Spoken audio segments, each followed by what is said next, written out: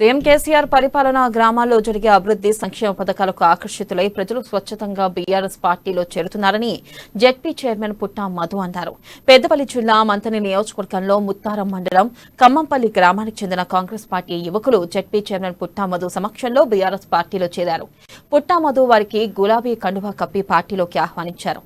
రానున్న రోజుల్లో యువకులకు మరింత అవకాశం కల్పించనున్నామని, యువత అన్ని రంగాల్లో అభివృద్ది చెందేందుకు సీఎం కేసీఆర్ కృషి చేస్తున్నారని చెప్పారు.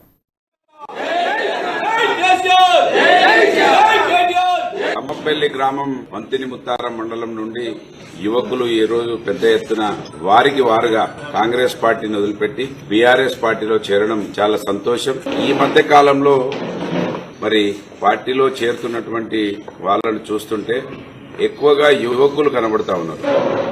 మరి ఎక్లాస్పూర్ నుంచి వారే యువకులు వచ్చి కండవాలు వేసుకోవడం జరిగింది. మొన్న దేవరంపల్లిలో వేసుకోవడం జరిగింది. ఇవాళ ఖమ్మంపల్లి ఇంతకుముందు కూడా కొంతమంది జాయిన్ అవడం ఇది శుభ పరిణామం. బీఆర్ఎస్ పార్టీ కేసీఆర్ గారి నాయకత్వంలో చేస్తున్నటువంటి అభివృద్ది కార్యక్రమాలు ఈ నియోజకవర్గంలో కాంగ్రెస్